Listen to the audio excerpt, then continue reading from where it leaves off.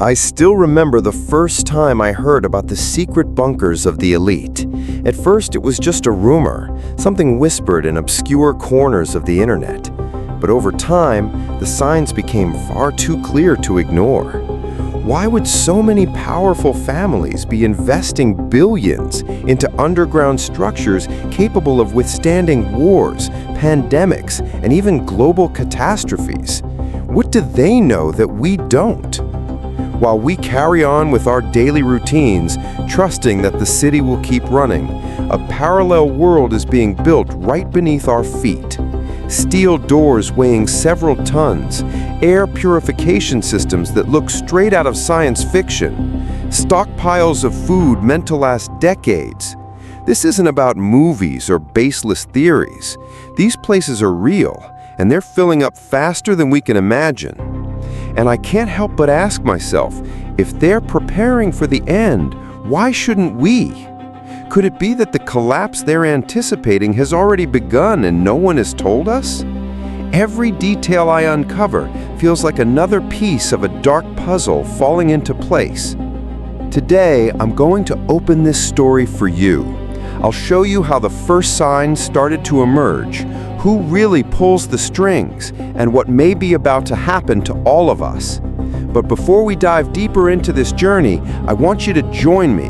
Drop a comment with the city you're watching from, and make sure to subscribe to the channel. That way we'll keep moving forward together as we uncover the secrets the elite is trying to hide. It all started in a way that was almost imperceptible. I was living in Denver, Colorado, a city that to most people seemed far too peaceful to hide any kind of mystery.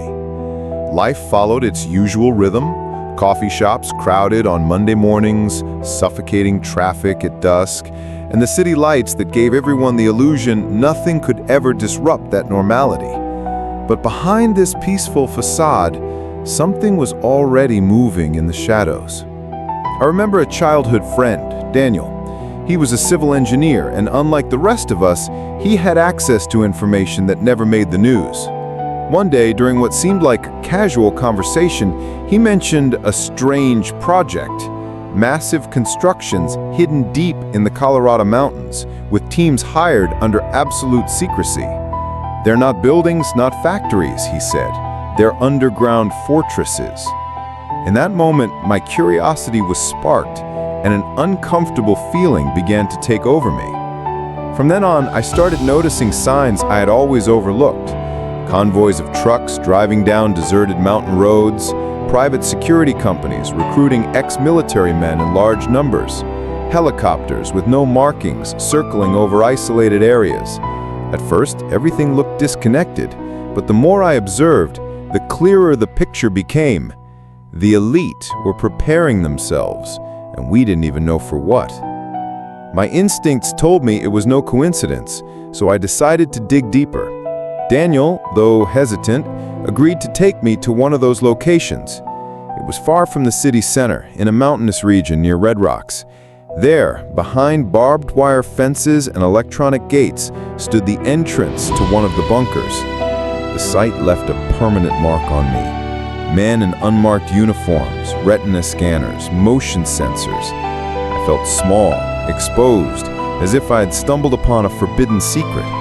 But the most frightening part came when I pressed Daniel about who was funding all of this. He looked away, avoiding my eyes. All he said was, "You don't understand. They know something is coming, something big. This isn't paranoia, it's survival." Those words echoed in my mind for days. What exactly was this something? A war? A natural disaster? Or something even worse? Something they didn't dare reveal to the public? At night, when I returned to my home in Denver, the silence felt suffocating. I looked at the bright buildings, at families having dinner in peace, and I wondered, if everyone knew the truth, how many would be prepared? How many would even believe it? The elite were racing to protect themselves, while the rest of us were too distracted to notice the signs. And that's how my journey began. I knew I could no longer ignore it. If there was a hidden truth, I had to uncover it, even if it meant putting my safety at risk, because deep inside me, A single question kept growing louder. If the bunkers are filling up, how much time do we really have left? In the days that followed that visit to the bunker, my life in Denver never felt the same again. Every siren that echoed through the streets, every sudden power outage, every helicopter cutting across the night sky made me feel as if I were about to witness something most people still ignored.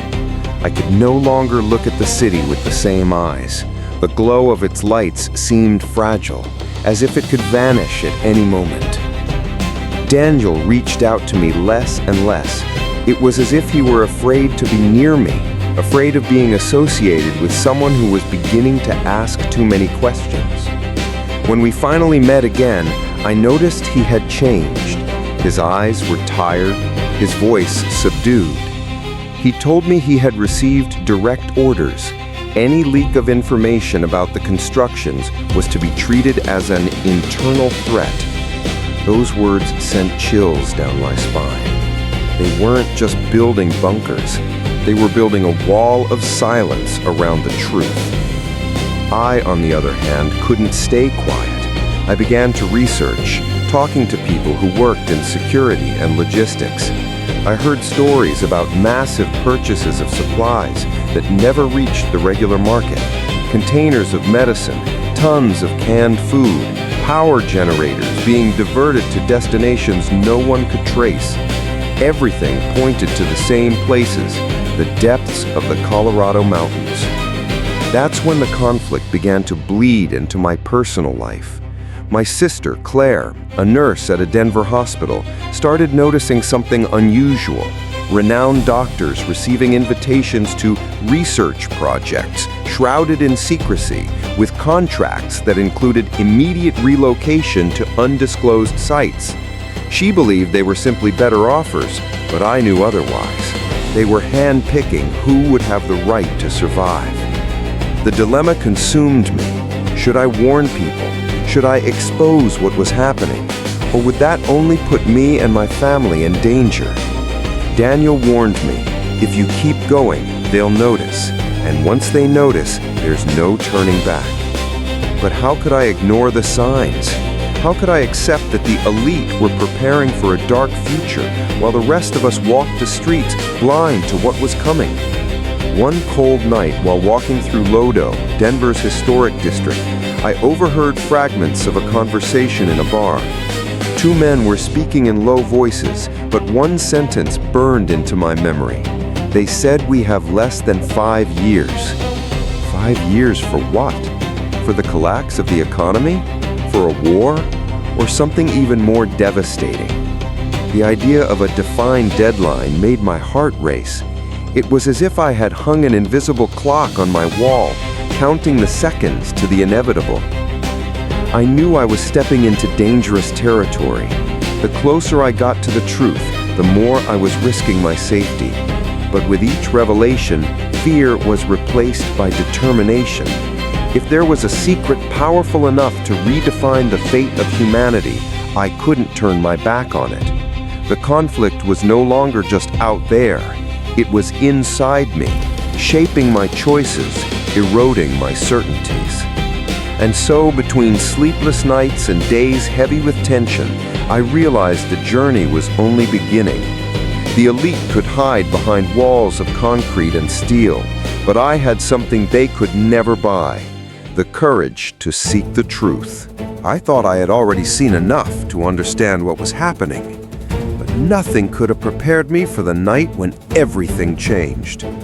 It was in the stillness of the early morning when Daniel unexpectedly called me. His voice was trembling, almost unrecognizable. I need to show you something, but if you come, there will be no turning back. Those words echoed in my mind like both a warning and a sentence. I drove for hours, following his directions to a remote area south of Denver, near the rocky formations of Cheyenne Mountain. That place had long carried rumors of underground military installations, but I had never fully believed them. When I arrived, I saw gates of concrete slowly opening, revealing a dark corridor lit only by red lights. My heart was racing. I was about to step into the very heart of the secret. What I found inside felt like something from another world. Massive rooms filled with advanced medical equipment, greenhouses cultivating food in controlled environments, tanks of crystal clear filtered water, generators humming as if they powered an entire city. People moved quickly, all wearing coded badges, never once meeting my eyes. It was as if I had crossed an invisible border into a parallel reality. Daniel led me to an observation room. Behind reinforced glass, I saw something that made my blood run cold. A holographic projection of global maps. Red lines traced routes, strategic points flashing like open wounds across the planet. They're expecting a chain of events, he said. Environmental collapse, geopolitical instability, pandemic spiraling out of control. Not one disaster, everything at once. I couldn't breathe. It felt like I was staring at a silent confession that the future was already doomed. The shock turned into despair when Daniel revealed the final detail. There's not room for everyone. They've chosen who gets in and who's left outside. Leaders, scientists, military officials, billionaires. The rest will face the chaos out there. I sat down, trying to absorb the weight of his words. It was the confirmation of my worst fear. The bunkers weren't just an emergency plan. They were a new Noah's Ark, and we weren't invited. That was when I heard the siren. Doors sealed shut automatically, and a metallic voice echoed through the corridors. Security compromised. Breach detected. Daniel's face went pale. They know you're here, he said. What happened next was a blur. Armed guards appeared, and we ran through narrow tunnels, our breath echoing against the cold steel walls. I knew that if I were captured, I would never see daylight again. We managed to escape through a secondary exit, hidden among the rocks. The mountain's cold wind hit me like a slap of reality. I looked back and saw the lights inside the underground structure shutting down, as if trying to bury the secret once more. But it was too late. I had seen too much. In that moment, I realized my life would never be the same again. I wasn't just carrying information. I was carrying a revelation that could change everything. And with it came the certainty that I had crossed an invisible line. I was no longer just an observer.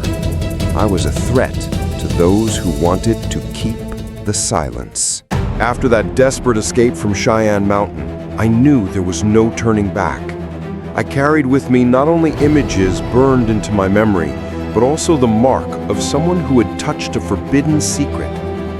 Since that night, every step I took was shadowed.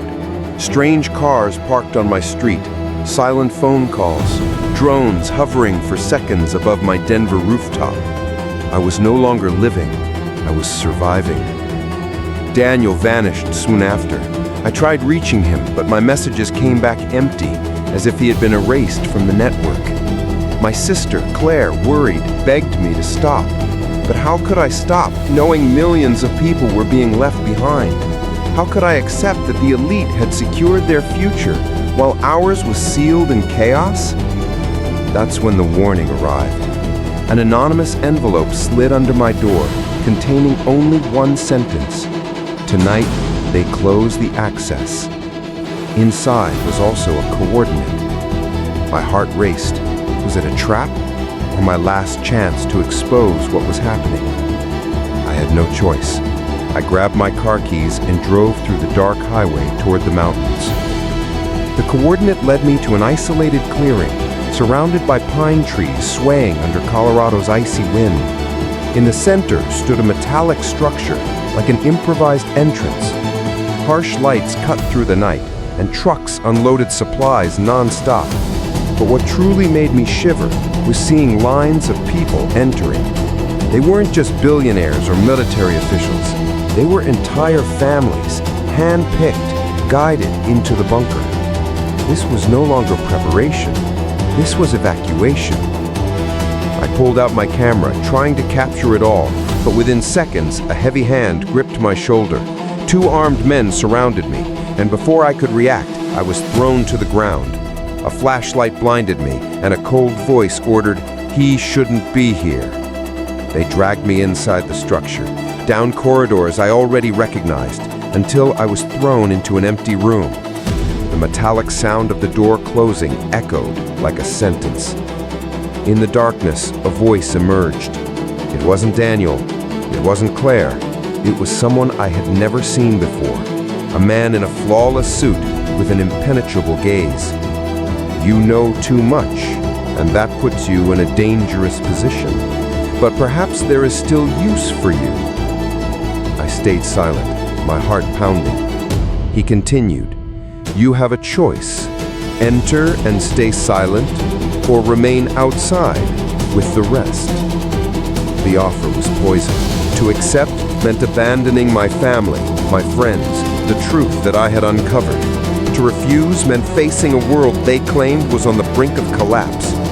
My body trembled, torn between fear and anger. But before I could answer, the siren wailed again. This time, it wasn't an internal alarm. It was something bigger. Red lights flooded the corridors, voices shouting codes I couldn't understand. The man in the suit stood abruptly, ordering immediate evacuation. I seized the chaos and slipped out through the same secondary exit Daniel had once shown me. I ran like never before, hearing gunfire echoing in the distance, the mountain air slashing across my face. Every step felt like both an escape from the abyss and a fall deeper into it. When I finally reached the empty highway, breathless and covered in dust, I understood the weight of my choice. I had refused the invitation to stay silent. I was outside with everyone else who hadn't been chosen, but I carried something they didn't, the truth. And that truth was more powerful than any bunker because it could awaken millions before it was too late. In that moment, staring at the dark horizon over Denver, I realized it wasn't just my life at stake. It was the fate of us all. And I knew the war for the future had just begun. I returned to Denver that night no longer the same person. It wasn't just fear weighing on my shoulders, it was a new awareness. I had seen the future they were trying to hide from us, a future where a few would live in safety while the majority would be left to face the chaos. That burden changed me forever. The streets of the city looked the same, families eating dinner, young people laughing in brightly lit cafes, traffic still stuck at lights, but to me, none of it felt the same. In every face, I saw the innocence of those who had no idea what was about to unfold, and I knew my mission was not to remain silent, but to tell this story, even if it cost me my own safety. Daniel disappeared, perhaps swallowed by the very system he helped to build. Claire, my sister, chose not to run with me, but she gave me something even more valuable, the courage to keep going. If they have bunkers, she told me, we have each other.